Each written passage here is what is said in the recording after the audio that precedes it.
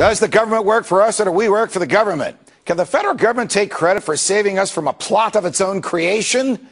Tonight, has the federal government kept us safe, or does it just want us to think that it has kept us safe? Since the tragedy of 9/11, numerous crazies and low-level copycats have engaged in criminal behavior which they hoped would result in the deaths of innocent Americans and somehow advance their cause of jihad. If you ask the leadership of the FBI, most of whose field agents are tireless, dedicated, Constitution-supporting professionals, it will tell you that the FBI, has foiled about 17 plots to kill Americans during the past 10 years. What it will not tell you is that there have been 20 foiled plots, and of them, 3 were interrupted by members of the public. The 17 that were interrupted by the feds were created by the feds. We all remember the 3 that were foiled by diligent Americans: the shoe bomber, the underwear bomber, and the Times Square bomber. In all of these cases, the crimes charged were those of attempting to kill and conspiring with others to do so. In all 3 of those cases, alert Americans on transcontinental flights or in the streets of New York City told authorities of bizarre behavior or actually subdued the threats themselves. There was no foiling by the FBI. The plotters were, thankfully, bumbling fools who had poorly planned their criminal behavior and who ended up harming no one.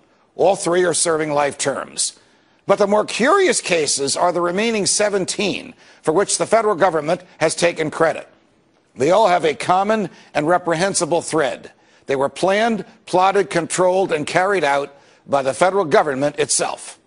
In all of these 17 cases, from the Fort Dix 6 to the Lackawanna 7 to the Portland parade bomber, the feds found young men of Muslim backgrounds, loners who were bitter at America. They befriended them, cajoled them, and persuaded them that they could change the world by killing Americans.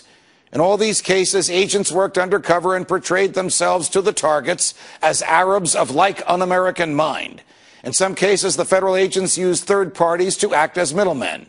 The third parties were typically persons who had been convicted of crimes and who, in return for leniency at their own sentencings, were willing to work with the same feds who prosecuted them in order to help the feds entrap whomever else those feds were pursuing.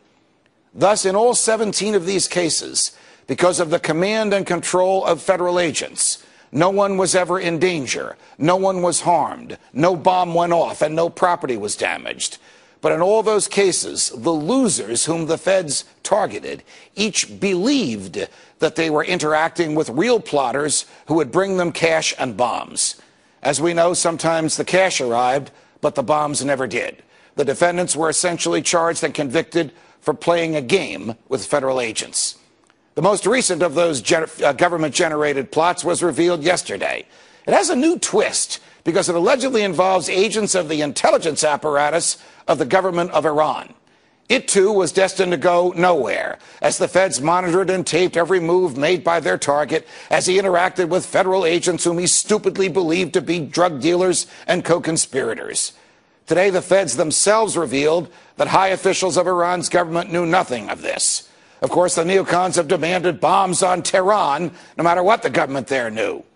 And this plot came to light the day before Attorney General Holder himself was subpoenaed by Congress in the Fast and Furious case. You get the picture. Are any of these plots criminal? Can the government just pick and choose whom to seduce and then lower the boom at the right time and arrest its would-be Confederates? Is this a proper and efficient use of law enforcement resources? The answers to these questions are obvious, and they are not good. The courts have made this legal, so long as the target of these plots had a mental predisposition to cause harm. But none of this keeps us safe. All of this makes us less free, as any one of us can be entrapped. And we are fools if we praise the government for exposing a plot of its own creation and saving us from a danger that never existed. Can the government break the law in order to enforce it?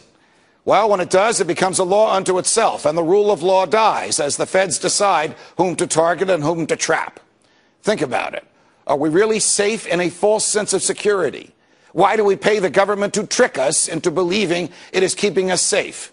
When no one is harmed and the government controls the plot, aren't we just punishing someone for his thoughts? And in a free society, aren't free people free to think as they wish? This must be so, because if the government can punish our thoughts, there are no limits to its power. From New York, defending freedom.